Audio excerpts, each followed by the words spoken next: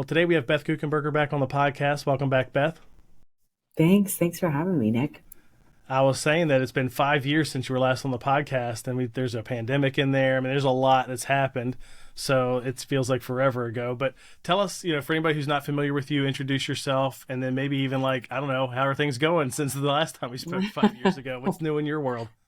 That's a great question. If I haven't met you yet, 27 years ago, my husband and I moved to another country to begin an orphanage ministry with vulnerable children. We still give leadership to that organization, and today we are in 10 locations around the world and hundreds of staff. And that's been really my life work, is advocating, giving a voice to orphaned and vulnerable children, both in this country and around the world. However, in that process, I was collecting all of these very frontline, tangible, practical examples of God coming through for us. And we were building our family. We have 11 children. And I was communicating in ways that seemed as plain spoken as possible how God's truth was transforming my life and giving insight and wisdom on how to lead our family, ministry, and marriage. And so I started writing about 15 years ago, and that's been a whole opportunity to exchange with the Lord and get insight and wisdom and conviction from him, and then try to figure out how to package that in ways that would minister to others. So since I saw you 5 years ago, I've published a couple new books. We've launched a couple of our children into adult life, married a couple, graduated a couple, and lots and lots of travel to fun places around the world. Yeah. And one of the books you wrote is Throw the First Punch, which we're going to talk about that a little bit here today. So tell us about the book, what led you to writing that. I love the, I don't know, aggressive, offensive-minded approach to the book, you know what I mean, instead of passive and sit back. But tell us about that. Yeah, so Throw the First Punch is really a book around the topic of spiritual warfare, which is something, at least in the faith communities I grew up in, maybe a little bit we talked about it if we covered Ephesians chapter 6, but it wasn't a part of our conversation. We didn't really talk that much about it. We often in our faith communities leave that conversation to some of the fringes of our community. And in 2020, I took over for 8 little months as the senior pastor of a megachurch. And it was right at the beginning of the pandemic, and they had lost their pastor, and had been guest speaking there for a decade more. So they just needed someone to fill the pulpit while they got organized in a global pandemic to find new leadership for the church. Never been a senior pastor, never trained to be a senior pastor, never wanted to be a senior pastor. And I was in over my head, no doubt about it. There were about 100 staff at the church. They were reeling from what happened with their senior pastor. They were reeling because we were in a global pandemic. It was the start of it, and we thought it was going to be over in just a few weeks. And I had this staff meeting, and it wasn't going the way I was imagining it when I wrote my agenda. And about 15 minutes into it, I pushed that paper aside, our agenda, and on the podium, and I said, hey, listen, I'm not the only person in here with an agenda. We have a spiritual enemy who wants to disrupt God's kids doing God's work in God's house. And I know this is a weird question, but if we could look at his agenda, what do you think he wrote down he wanted to have happen today? And it was kind of a strange question, so everybody just looked at me. And then the children's pastor raised her hand and said, I think he'd want us not to trust you. And then this guy yells out, I think he'd want us to be so afraid. We don't know what to do. And I rolled over a whiteboard behind me and I wrote, number 1, distrust. Number 2, fear. Exactly. These are his favorite kinds of things to do. And then for the rest of that hour, we just populated that whiteboard with all the kinds of shenanigans we have seen the enemy use in our own lives and in our ministry to stop it. And I just said to them, Ephesians 6 says, put on the full armor. 1 Peter 5 says we have an enemy like a lion, and he's roaring around and he wants to destroy us. The problem is when I sew those teachings together, it makes me feel like I've got to put my armor on and wait for the lion to come get me. But if I already know everything he's going to do, because there's absolutely nothing new under the sun, then why do I have to wait for him to come get me? Why can't I go get him first? And that shift that day in our mindset about being spiritually aggressive, we've certainly found lots of verses to give us, to edify us in that calling. And to really imagine that, God's given us power, and we don't need to cower in front of an enemy. So we just started asking questions before staff meetings, in one-on-ones. I took it home and started thinking about it with my husband and my children. If I was the enemy here, what would I want to have happen? So that if I started to see it unfold, I was working with my brothers and sisters against the enemy instead of against my brothers and sisters in some way, inadvertently perpetuating.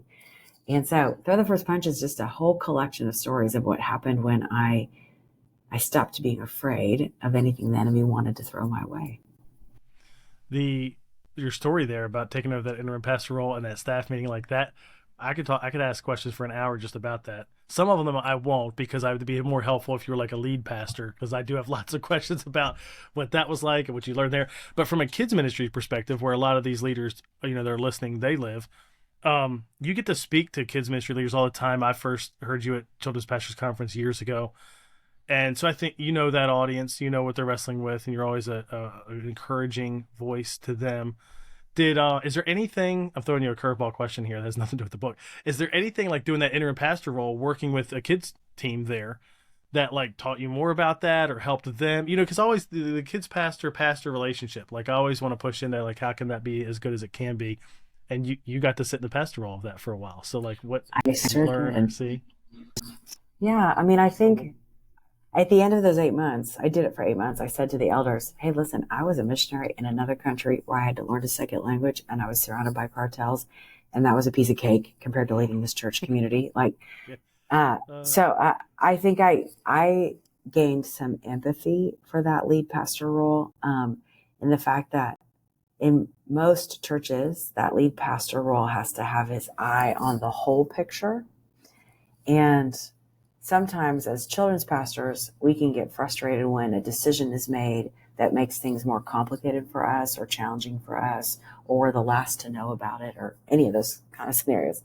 But I gained some empathy that, that lead pastor isn't just thinking about one piece of the pie, they're thinking about the whole pie. And I think, this is not rocket science, but communication, like not giving up, regularly communicating, so that proximity and relationship cultivates understanding and empathy for each other's role. So the more that I was talking to, for example, the worship pastor, the more I realized how complicated it is if I say, hey, can we sing this song? And like, well, we've had a plan for like 2 months for this Sunday. We've been preparing for this. We have volunteers who know how to play this. So yeah, we could play that song, but we actually have this other plan. Like, proximity helps you realize that there are unique challenges to everyone's role that if you're not doing it, you don't realize. And I had been a guest pastor in churches before that for probably 15 years. And so I think about, I asked somebody to come in and do a guest spot one weekend when I was there. And I knew the series we were in, and I knew what I asked this guy to teach on, and he didn't really do it. And yet he probably finished that Sunday and thought to himself, like, I killed that. Well, he did give a great message, but it did not have anything to do with the overall momentum that we were trying to build in the church.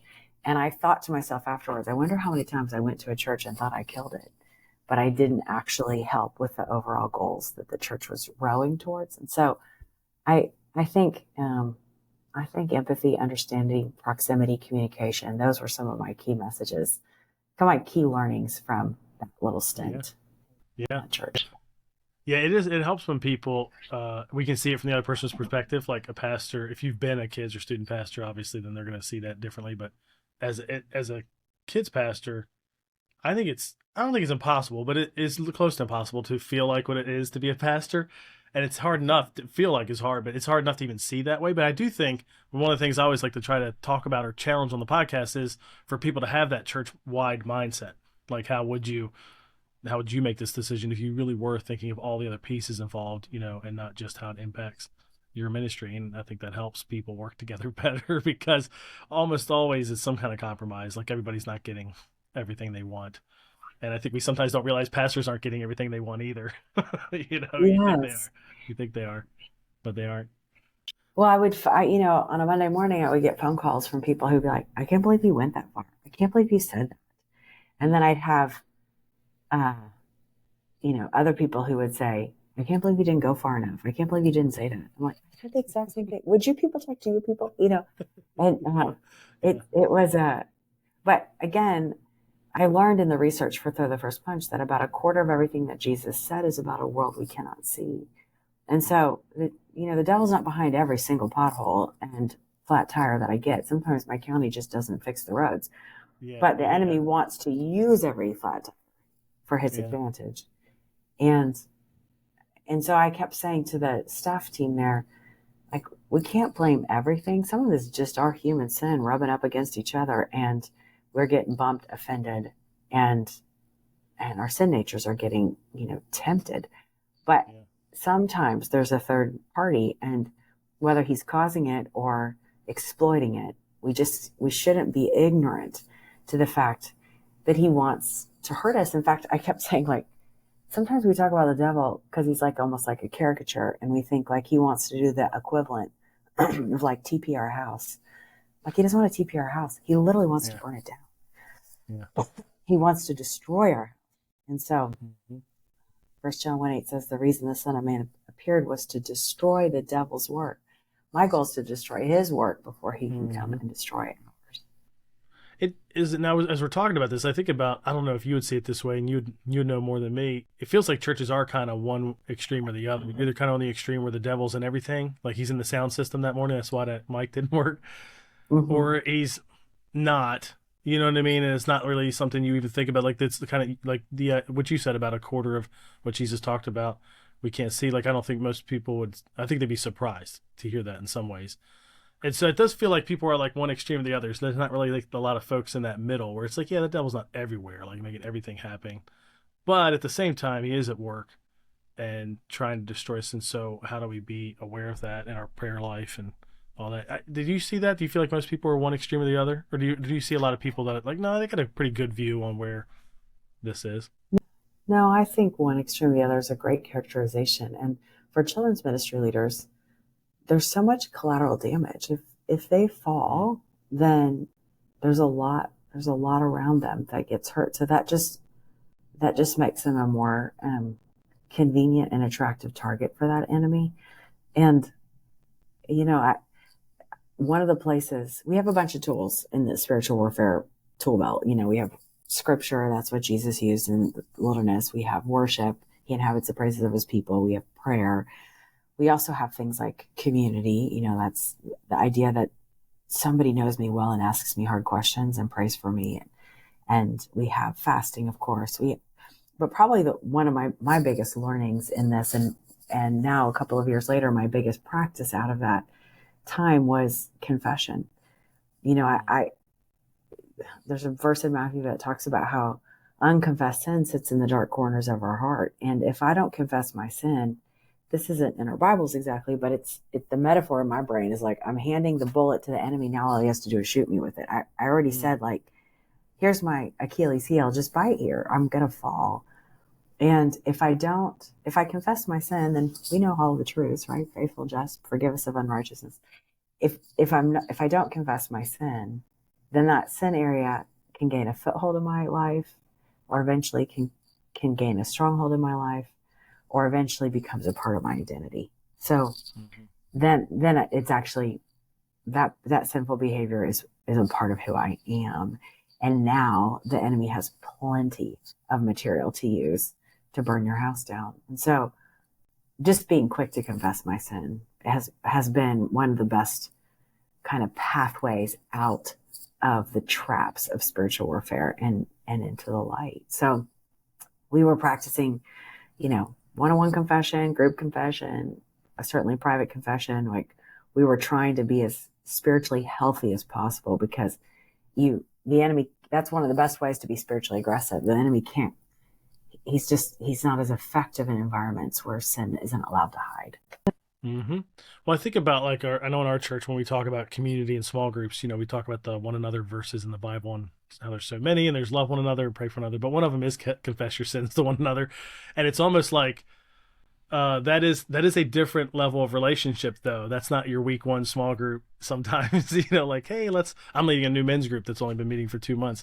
And we've not gotten to that place yet, where you can tell people are comfortable enough. There's enough trust built that there's some measure of that, but there's we're not there yet, but we'll get there. And that's where I guess I wonder about kidmin people. A lot of children's ministry people don't go to the service a lot.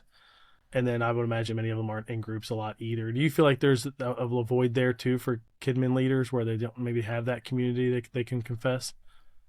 Yeah, I mean, there's some statistics out of COVID about, somewhere close to 70% of Americans feel like nobody knows them very well. Like this epidemic of loneliness. And so whether you get those needs met in quote unquote big church, or you get those needs met in a small group, or you get those needs met with an accountability partner, somebody needs to be asking you hard questions and hearing you as you are working out your faith with fear and trembling, admit to, like, I'm getting hung up here. This whatever, this disappointment, this fear, this unresolved relationship, like this thing is this temptation. This is getting me, and I need prayer for it. I need accountability for it. I need support through it. I need this. And so that was just a huge learning for me. In the aftermath of Throw the First Punch, we certainly didn't organize this in any kind of like marketing way, but I was getting messages from people who were starting to form these little things they were calling fight clubs, where that's where they were, little communities where they were talking about. And then eventually, because of my access to the children's ministry community, they were forming little fight clubs with children, like, places where kids were learning in all the ways that kids need to learn about how to metabolize scripture, how to call out for help, how to worship in the middle of the night when you wake up afraid, how to have good community. Like, these are muscles that we need at all ages. And so it was fun. It was tons of men's groups were doing it. And I just appreciate the fact that it's a message for all of us at every age and every gender. Well, that was going to be one of my questions is, like, how do you think a children's pastor could use this in their children's ministry? Like, personally, there's a lot of ways they can use it. Like, a core part of the book is you go through, it's called the scouting report, but it's like Satan wants this, God wants this. So, I love how practical it is, like very specific things. And I'm sure there's some, as I read it, I thought there's some that probably you think more of apply to you, to different people. Like, this fits me more where I am in my life. I even think there's probably some that are, can apply more. Maybe it's true everywhere, but like the one about being discouraged, I thought, gosh, that's like every ministry leader since the last, maybe ever, but also since pandemic, you know what I mean? And kids ministry leaders and things like that. But like, how do you think KidMin leaders could take this and help apply it to their children's ministry? Because I do think sometimes there's a sense of like, oh, we don't really talk about the devil with kids. Like, what is the age? Where does this help fit in their life, and how can they apply it? It was without a doubt, the number one question I got in the aftermath. Like, how soon is too soon to tell my children about evil? And my response always was, well, like, Disney's telling them about evil, so they already know that there are bad guys. They already understand the idea of darkness, that something's trying to hurt you or something's bad. Now we just need to tell them the truth about evil and then what to do when they sense it. So this is certainly not a plug, but with my publisher, we've come up with a 6-book children's series, like picture book series, about those 6 tools that we have in our spiritual tool belt. The first one came out last year, The Heart Who Wanted to Be Whole. The next one's about to come out called The Heart Who Wanted to Sing. There's going to be one about the idea of rest, and how, like, taking a beat is one of the, like, just take a minute and then reset. That's one of the biggest tools we have, because if we don't take a minute to reset our hearts with God, then we just continue in on our reflex or on our reactions, which are not always spirit filled. So I think there are some resources out there, but I don't think it's ever too early to teach kids that there's an enemy out there and that he wants to hurt them. And sometimes when I see like art illustrations of spiritual warfare, they put maybe a devil on one shoulder and an angel on the other, or they have some kind of cosmic looking heavenly wrestling match. But the artists tend to draw the characters the same size. And I think one of the earliest messages we say to kids are, these are not rivals of the same size. Like, this is not, like, twice in our Bibles it says that God has more power in his finger than the enemy has all combined. These are not rivals of the same size. So that when they call out to Jesus, they don't have to worry, is he going to do it this time? Is he strong enough, big enough, quick enough? these are not rivals of the same size. So, Yeah. I think there's a lot of opportunities for children's pastors to equip parents and children on how to have these kind of conversations. Well, that book series is great. I think that anything that you can translate, I feel like I'm seeing that more and more in the kids world, where like books that are for adults and discipleship are getting kids ministry, kids versions. You know what I mean? And I just think that's a great thing. I had a couple of years ago, I had some pastors on here, created, they did a whole, they're like co-pastors of a church, and they did a whole series for their church, just helping them engage with the Bible, and then decided to like write a kid's book to go like to basically follow that same series, but in a way that would be appropriate for kids. And it's like, that's great. And they like, I think they were writing a preteen version or something like that too, and a student version. And I was like, that's great. That makes sense. You can translate it to all those levels. I think that's really, really, really helpful. In the book, you emphasize like early on and late that, we know who's winning. It's kind of like you're talking about. We know this is not an even match. We know who wins. How can people be encouraged by that thought while at the same time, applying some of the practical things they need to do to be reminded of like, oh no, here's what Satan wants, but here's what God wants. It's different. Yeah. And I think that's a very key principle. And Jesus made the assumption that his kids would understand that. And that's why he said things like, the gates of hell will not overcome you, and he was like, don't be afraid. Like you'll see verses about he that is in us is greater than he that's in the world. Like there's this utter assumption, but today we can walk around and think like, I wonder how this is going to end up. And I wonder if I pray, is he going to come through? Is he strong enough? Is he big enough? Is he just plain enough for me? And I think in our fears that he's not, we can sometimes isolate ourselves from the world or from darkness or from chaos or whatever words you want to use, because I just want to be with the light, stay with the light, hang out with other people in the light, because I'm afraid if we go over there, we'll get sucked in.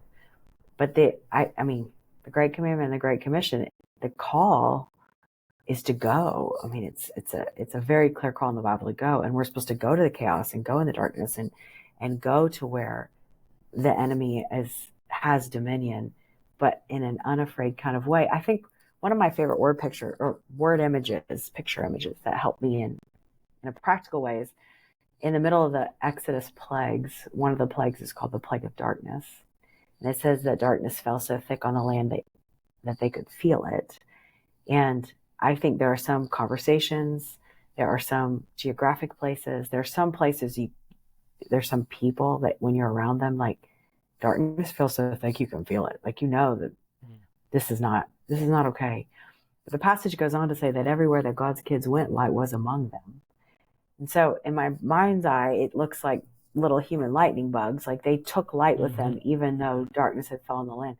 That's how I picture myself. Like I think, if I'm going to be spiritually aggressive, if I'm going to go throw the first punch, if I'm going to be unafraid to go to chaos or darkness, I need to imagine the light in me is so strong it doesn't actually matter how dark where I'm headed is, how hard this conversation might be, or how even scary this person is, or how creepy this place is, or anything that might kind of embody evil and represent something to pull away from. I think just go into it and take light with us. And that posture it's served me really well the last couple of years, and honestly just what I want to testify about. Yeah. Do you feel like I like to ask this because I've heard this other people have done the kind of mission work that you've done. Do you feel like the darkness is different in many ways when you're in the mission field sometimes than what it is here in the United States? Like I hear a lot of people I know that are heavily involved in that kind of work, and the spiritual warfare I feel like for them is more clear and present and obvious, and when they're sometimes there, and here they feel like it's here but it's more hidden, and you can't sometimes, the devil is working on you and you can't even tell how, through distraction or busyness or workaholism, or I mean, like they'll talk about like it's all, you see everything everywhere, but it feels like Satan, it's like he works in different ways in different cultures. Have you seen that? I mean, definitely I think he has unique strategies for various people groups and the cultures that surround them. And, but I think honestly, like some of the first exposure I got to evil was on the mission field, but it's not because I think the devil lives in that country any more than he lives in this one.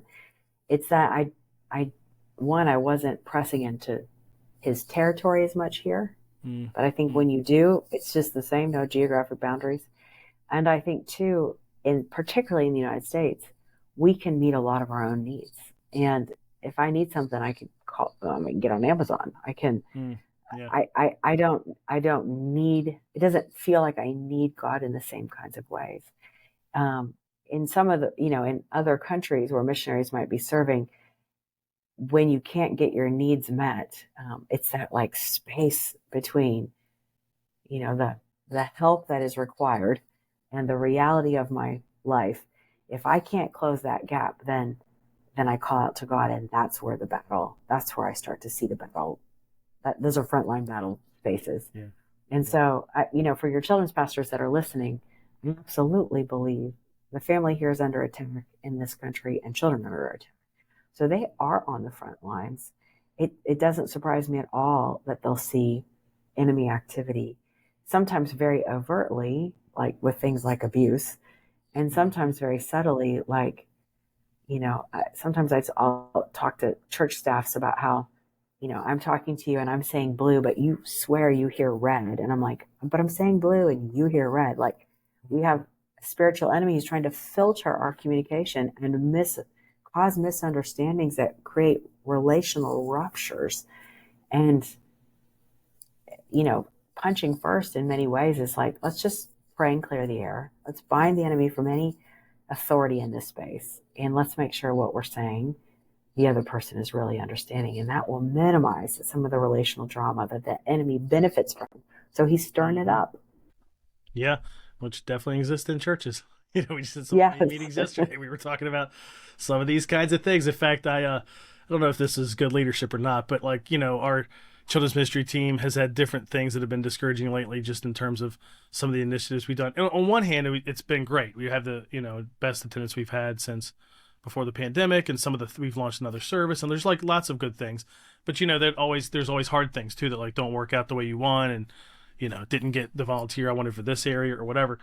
And after meeting with our student team, I thought, I want the student team to share what some of the things they've been wrestling with the kids team. And you just learn, it's like, man, everybody's got their stuff. Like the student team, there's just it's just messy. Some of the things that they've had to go with. It's good, it's good gospel work, but it is messy.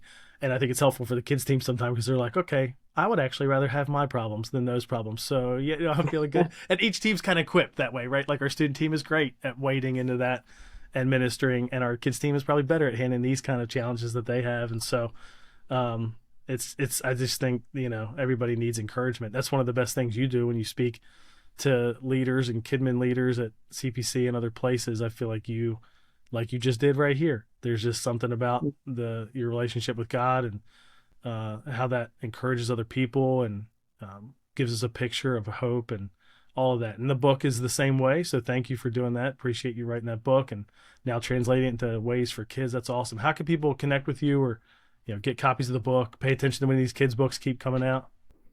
Yeah. I mean, the book is available all the places that we buy books. So if you can figure out how to spell my last name, you can find it. It's pretty phonetic. I mean, it is pretty phonetic. I always say he was a cute boy at the right time.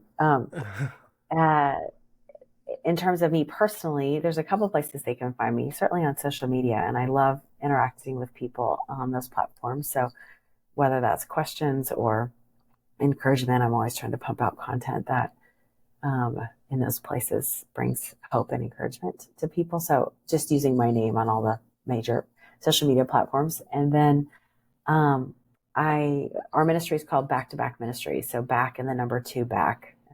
.org, and at Back to Back, that's where you would find out about the work we do with orphan and vulnerable children.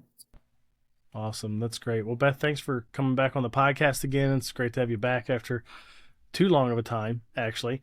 And thanks for writing the book, and keep writing these books and encouraging leaders all over, and the work you do with Back to Back and your own family. I mean, it's just inspiring. So thanks for what you do.